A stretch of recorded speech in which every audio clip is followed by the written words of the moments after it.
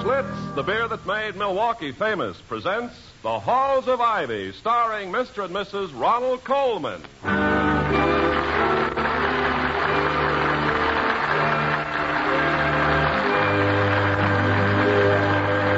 Good evening. This is Ronald Coleman. Benita Coleman. Inviting you to join us again on the campus of Ivy College as the guests of our sponsors, the brewers of Schlitz beer. The taste of Schlitz, the taste so many people prefer, has made Schlitz beer first in sales in the USA. If you like good beer, do as millions of people are doing all over the nation. Ask for Schlitz, the most popular beer in history. And now, the Halls of Ivy. We love the halls of ivy that surround us here today. Welcome again to Ivy. Ivy College, that is, in the town of Ivy, USA. It's the postprandial period at number 1 faculty row. Postprandial being a euphemism for, let's let the dinner dishes go for a while. And Dr. William Todhunter Hall, Ivy's president, sinks happily into his big leather chair for a little after-dinner conversation with his wife, Victoria, who is almost too beautiful to be as intelligent as she is. Dr. Hall says...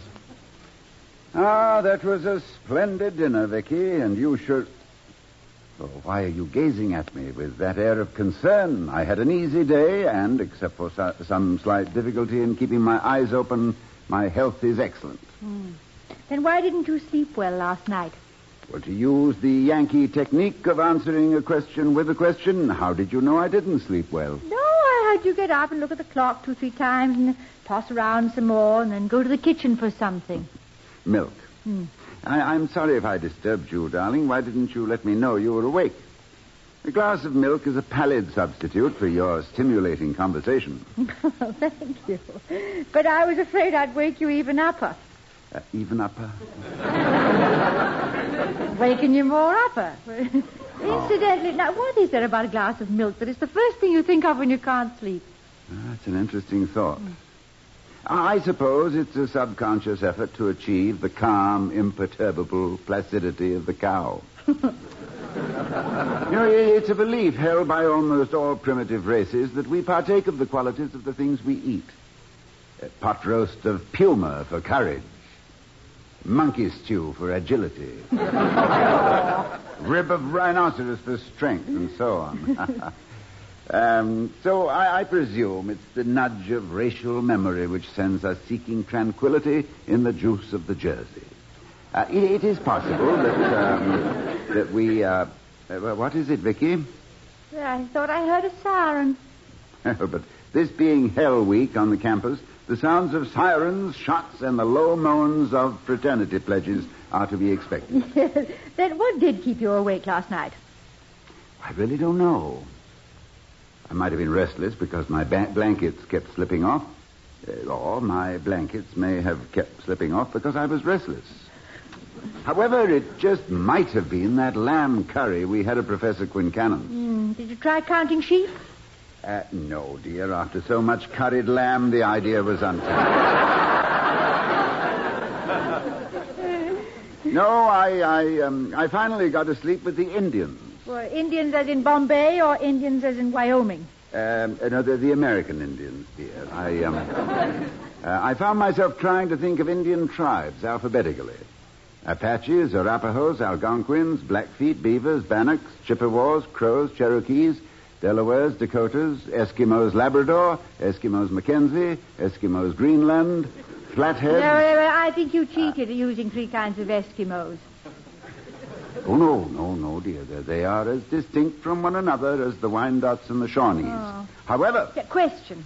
Yes? How did you come out with T-U-V, W-X-Y, and Z? Tucucumcaris, Umatillas, Varmins, Winnebagos, Yakimos, and Zunis. It's fantastic. But at the same time, I'm a little bit suspicious about the varmints. Oh, that's ethnological license. Generic term used by fur trappers. Oh, well, you left out X. Yes, the X. That's the one that kept me tossing till the break of dawn. And the answer was so obvious that I, Oh, what varmint could that be, coming to our little wigwam at this time of the night? Big Chief, no shut-eye. Me, go look. Oh, hello, Dr. Hall. Chief Bentley. Sorry to bother you so late, but can I have a minute? Sure, come in. Victoria, you've met Mr. Bentley, Ivy's chief of police. Yes, good evening, Miss Hall. Hello there. Sit down, Chief. Oh, thank you. That's all. I can't stay long. I've got to go back to the city hall and pretend I'm not cheating the taxpayers. They expect me to put in a 14-hour day, and I prefer a 6-hour day, so I compromise on 10. With 2 hours for lunch and a nap in the office, I come out all right. Doc, I've got a problem. Well, good for you. This is the first time he's opened his eyes wide all evening. Well, one of your students is in the hospital, Doc. Oh? Fraternity pledge named Lacey. Steve Lacey? Lacey. Victoria, you... No, I don't think I know him, Toddy. Is it an accident? Well, yes, Miss Hall, if you can call being in a state of shock from hazing an accident. How badly is he hurt, Chief? Well, not at all physically. You see, some of your bird-brained students were giving him the works and told him they were going to brand him with a red-hot iron. Naturally, they just blindfolded him and used a chunk of ice on his back. Well, but that's horrible. Well, standard formula, Miss Hall. But it seems Lacey'd been in a bad fire when he was a kid, and his mind just wasn't conditioned for this kind of a gag. Result, shock. I'm shocked, too. Well, you probably come out of it all right, but I thought you ought to know. Yes, of course. Thank you. Superficially, it seems like a harmless prank, but if some boy with a weak heart... A boy would never admit to having a bad heart. He'd just say nothing and suffer whatever they gave him. Yes, you're quite right, Vicky. The real danger in hazing lies in its unthinking application to the fit and the unfit. The indignities heaped upon a freshman student are designed to teach him humility towards his theoretical betters and to remove any cocksureness he may have acquired as a high school basketball star. But in individual cases, hazing can be not only cruel, but actually dangerous. Well, you know the police department's policy on student shenanigans, Doc. We sort of look the other way. If it's just exuberance and the kids pay for any damage. But when somebody gets in real trouble, we get asked some embarrassing questions. So I thought I'd toss it into your lap. I hope Steve Lacey doesn't have to pay his own hospital expenses. That would be really adding insult to injury. No, the young intellectuals who put him in there chipping in for it, Miss Hall. He's got the biggest room in the hospital, the prettiest nurse, and the best doctor. Yeah, that's all very thoughtful, but it's a little late. Late indeed. Not only for the boy himself, but if he suffers some permanent mental damage from this idiocy, the feeling of guilt among the participants will, or should, last them all their lives. At least they seem to be trying to make up for their mistake.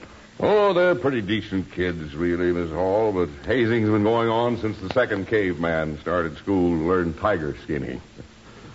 First caveman probably worked him over with a stone hatchet. These boys expect to get it their first year and dish it out for the next 3. It's tradition. I know. What was bad enough for Grandpa is good enough for them. Well, I'm afraid the longevity of the tradition doesn't mitigate its dangers. Murder is also a matter of some antiquity, but is never qualified as an acceptable social custom. Chief, thank you for coming over. You're welcome, Doc. I know you have your own mountains to make molehills out of, but this seemed to be in your department. By the way. Yes? You want the names of the hazers? I don't like to rattle the cup on anybody, but it's no particular secret. Oh, you needn't tell me, but I'd appreciate it if you'd ask the leader to call on me. Tonight, if possible. All right. He'll be at the hospital. I'm going right back there anyway. As long as you're going to talk to him. His name is Larry Rogers. Aren't I the old tattletale? But, Chief, will you call us from the hospital and tell us how the Lacey boy's doing? Yes, ma'am, I will. Well, good night, Doc. Good night. And, look, if you can get rid of hazing in this brain factory of yours, you'll earn the gratitude of the entire Ivy police force. We got enough troubles without fishing fraternity pledges out of the reservoir every year. I'll do what I can, Chief. And if you should detect the odor of brimstone in the near future, don't be alarmed for your personal salvation. It'll just be me working like the devil against Hell Week.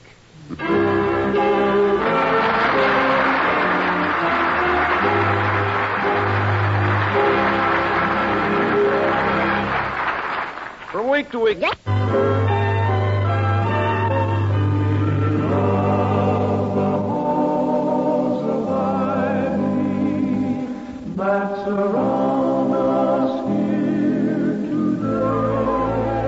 Return to the halls of Ivy. Mrs. Hall is on the telephone, getting a report on the student victim of the hazing episode. Yes, Larry. That's an official opinion, isn't it? I mean, it's not just your own diagnosis. Well, I'm glad to hear it, and thank you very much for calling. What? Oh, well, yes. In that case, come in sometime tomorrow. Yes, I'll tell him. Goodbye, Larry. Larry? Larry Rogers, one of the hazing group who put Steve Lacey in the hospital. He was phoning from there. Well, I gather that Lacey is improving. Yes, they say he'll be all right now. Yeah, rather glib assurance. A psychic scar of such depth that it can throw a healthy young man into shock is not to be erased by a few sedatives, an alcohol rub, and at night in the hospital. But as I am neither a psychiatrist nor a physician, I shall devote my attention to the cause, not the cure. You mean hazing? I do mean hazing. Larry Rogers seemed terribly contrite about the whole incident. Oh, he probably is. And he has my complete sympathy.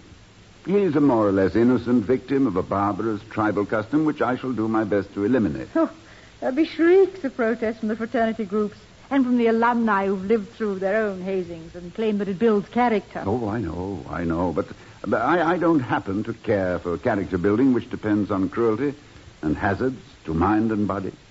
This college has been fortunate to date in that it has had no fatalities, not even any serious incidents, resulting from Hell Week. Well, let's hope you can get rid of Hell Week before something really tragic happens. What do you think you can do about it? Make an appeal to reason or official demand for reform? An ultimatum? Oh, my darling, one of the first executive lessons I ever learned was never issue an ultimatum. Human behavior being so variable and life so full of detours, an irrevocable attitude is equivalent to locking oneself in a burning barn. Nope, I always leave a door at least slightly open, through which to back out of as gracefully as possible. Door through which to back out of. What a construction. Yeah. Now make it the front door, and then you can see where you're going. Any opening will do which permits the passage of shoulders, hips, and a conciliatory frame of mind. But I think I shall address the student body tomorrow morning. If I can convince the fraternities, they can spread the gospel. As Shakespeare said, 'tis a Greek invocation to call fools into a circle.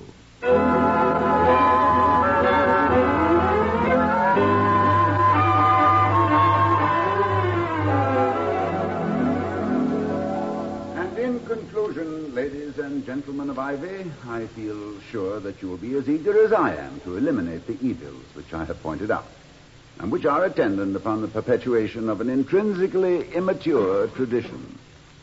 The conversion of Hell Week, with its primitive indignities, into Help Week, as so successfully carried out by such institutions as Purdue University and others, will prove that the student body of Ivy College has put away its toys and that we have taken a grown-up attitude toward our fellows and to education itself. Now, may I ask for a show of hands from those who are favorable to this suggestion? Well, thank you. Thank you. The approval appears to be unanimous, and I am happy that Hell Week on this campus is now history. Major hazing is ended.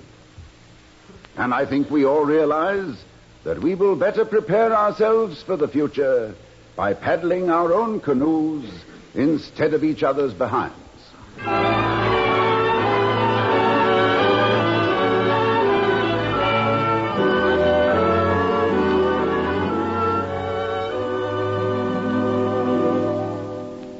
Toddy, I accuse you of being a psychologist. There was no accident that you got the students together while the Steve Lacey business was the hot topic of conversation. Well, if you're suggesting that I purposely channeled their apprehension into constructive action, you're quite right. By the way, wasn't young Rogers supposed to see me today? Yeah, about 3. It's 2:45, 2:40. Splendid. Well, that gives me a chance to open the piano and limber up a bit on some Bach, Beethoven, and Brahms.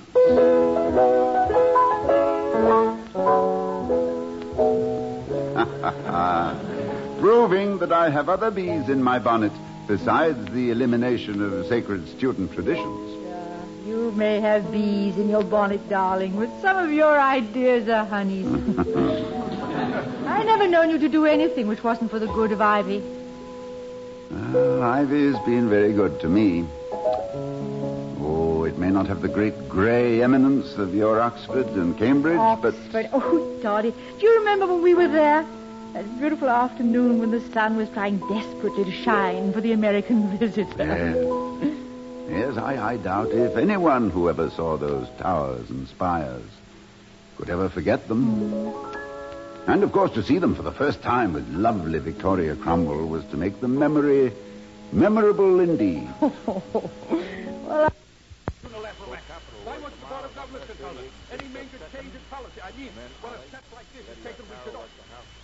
How do you defend this dictatorial attitude? How, Dr. Hall? Suggestion to the students that we convert Hell Week into Help Week, I'd like That's to... That's exactly what I am referring to, exactly. By what authority do you, by what right? Look, hazing and Hell Week... pardon the expression, Mrs. Hall. You mean Hell Week? Yes. Well, I didn't even notice, but go ahead.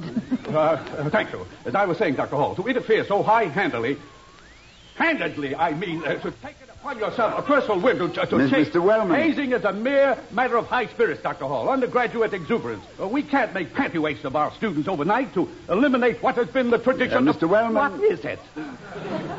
The panty waist may be a symbol of timidity, but it is at least a civilized garment, and as such, preferable to a hospital gown, which was designed by someone with no sense of human dignity. I don't quite see. I sometimes think that the hospital gown, the most slovenly, ill-fitting, humiliating habiliment known to patient humanity... You do mean patient. I do. Yeah. I sometimes think that this crude and successful attempt to degrade the suffering inmates of what should be a place of mercy and compassion is a deliberate effort on the part of the medical profession to break the spirit and render the victim helpless to protest his other indignities. How can an ambulatory patient tottering up a hospital corridor with neck strings flying, knees protruding, and spine exposed retain a shred of self-respect?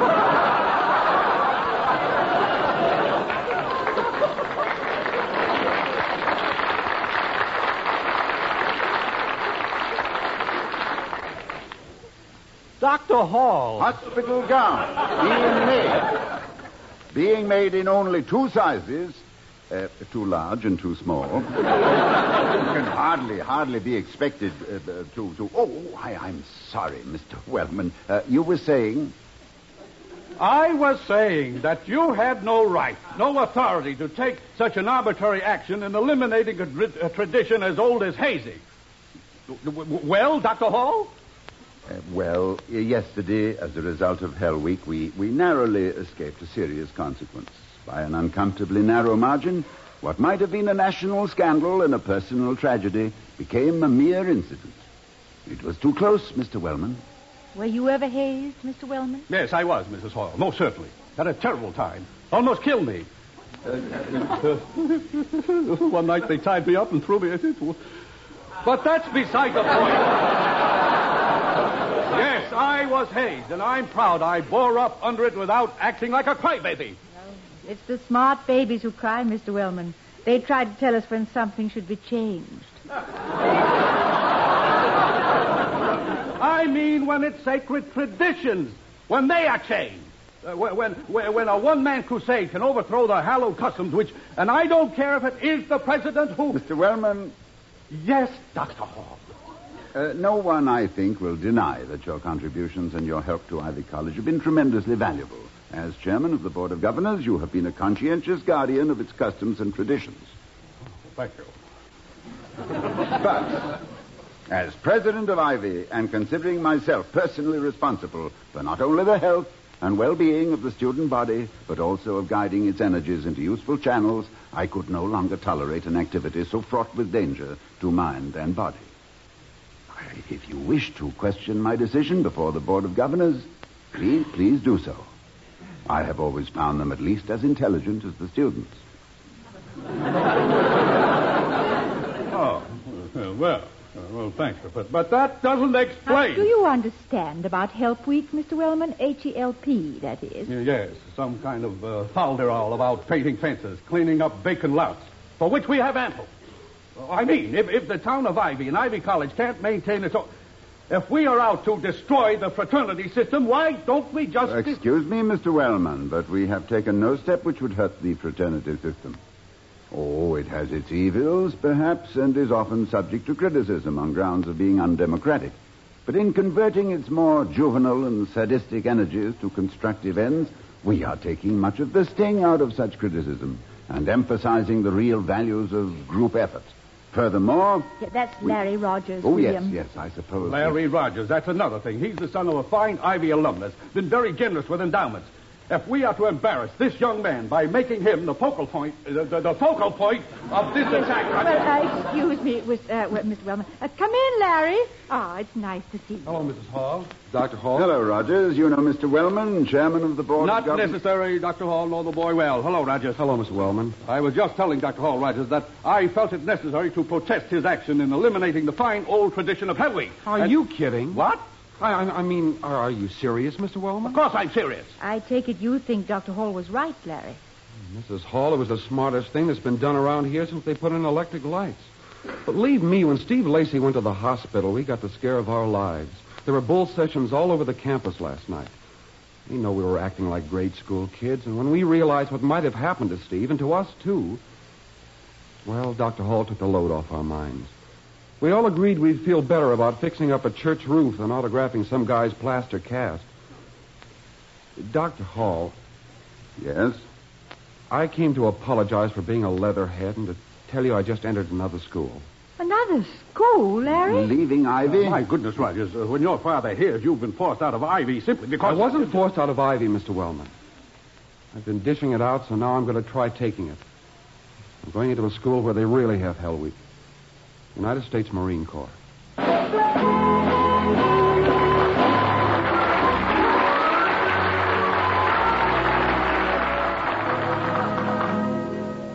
Well, I guess there's nothing much I can say. I seem to have been wrong. Again. The only people who never do anything wrong, Mr. Wellman, are the people who never do anything. It's not a very original observation, but it's comforting. And I apologize for bypassing the Board of Governors, Mr. Wellman, but in my judgment, a quick and direct move was necessary, while the incident was still fresh in everyone's mind. I think in eliminating hazing, Ivy has taken a long step toward turning out not only men and women, but ladies and gentlemen. In the words of Cardinal Newman, it is almost the definition of a gentleman to say he is one who never inflicts pain.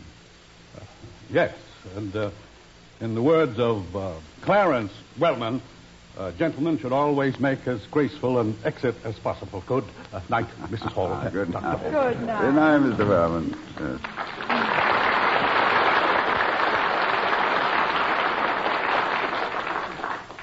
Toddy, Yes, my love? let's go back a bit. Back to the Indians. The Indians. Oh, yes, certainly. Apaches, Arapahoes, Algonquins. No. I mean the one that kept you awake.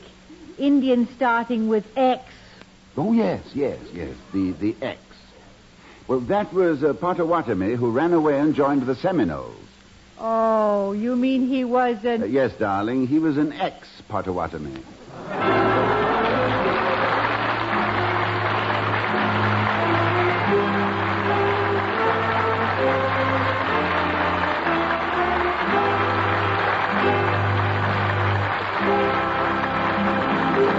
The Halls of Ivy, starring Mr. and Mrs. Ronald Coleman, has been presented by Schlitz, the beer that made Milwaukee famous. The taste of Schlitz, the taste so many people prefer, has made Schlitz beer first in sales in the USA.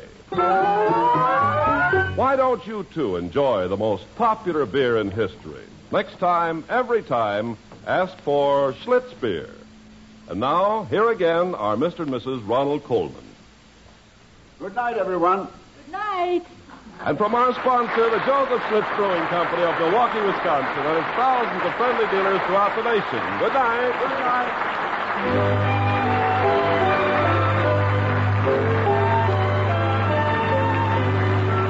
We'll be seeing you next week at this same time at the Halls of Ivy, starring Mr. and Mrs. Ronald Coleman. Mr. Wellman is played by Herbert Butterfield. Chief Bentley is John McIntyre, and Larry Rogers was Lee Millar. Tonight's script was written by Gene O'Brien and Don Quinn. Music was composed and conducted by Henry Russell. The Halls of Ivy was created by Don Quinn, directed by Milton Merlin, and presented by the Joseph Schlitz Brewing Company of Milwaukee, Wisconsin, who invites you to enjoy on television the Schlitz Playhouse of Stars with Helen Hayes, Margaret Sullivan, Ronald Reagan, and more of the brightest names of Hollywood and Broadway. See your newspaper for time and channel. Ken Carpenter speaking. Oh, we love the halls of ivy that surround us here today, and we will not forget though we be far, far away, to the hallowed halls of ivy. Every voice will bid farewell and shimmer off in twilight like the old